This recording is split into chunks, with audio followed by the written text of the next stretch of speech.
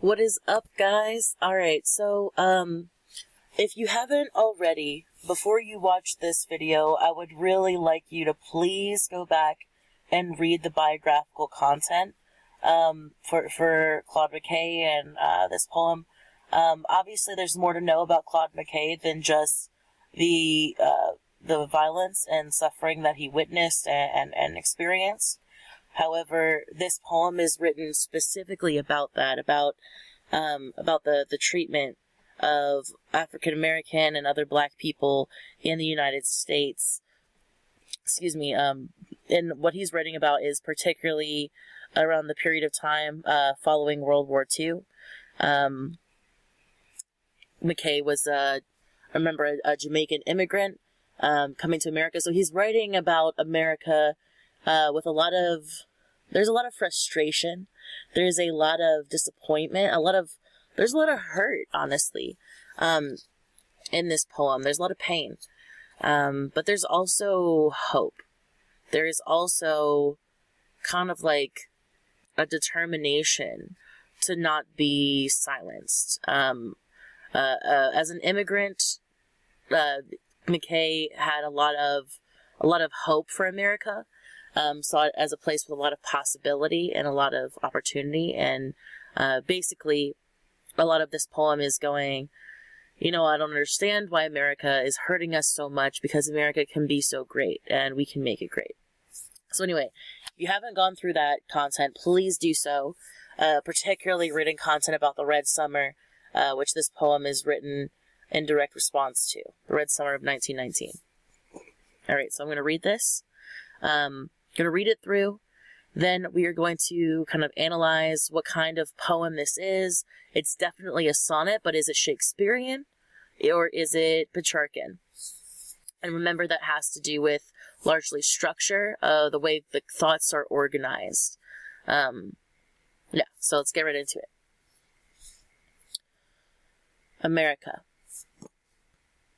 Although she feeds me bread of bitterness, and sinks into my throat her tiger's tooth, stealing my breath of life, I will confess I love this cultured hell that tests my youth. Her vigor flows like tides into my blood, giving me strength, erect against her hate. Her bigness sweeps my being like a flood.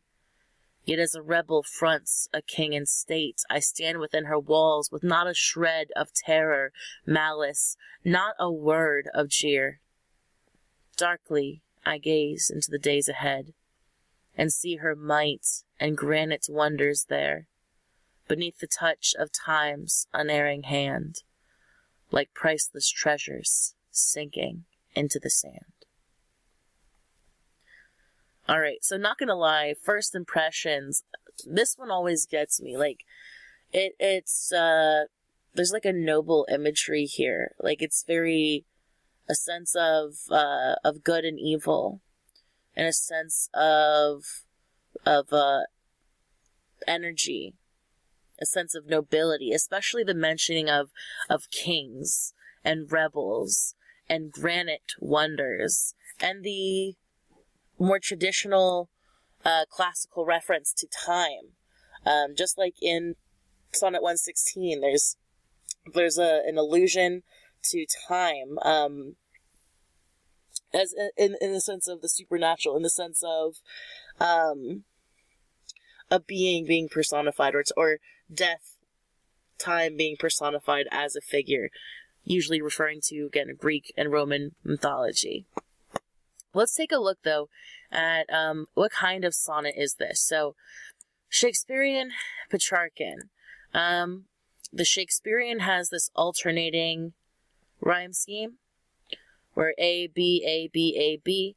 Petrarchan alternates differently, A, B, B, A, B, B, A, and then breaks the octave A, B, B, A, and then the sestet. And then again, the Shakespearean has the group of 12 lines, the 3 quatrains, and then the rhyming couplet that's just 2 lines. So let's take a look, see what we have. Although she feeds me bread of bitterness, and sinks into my throat her tiger's tooth, stealing my breath of life, I will confess.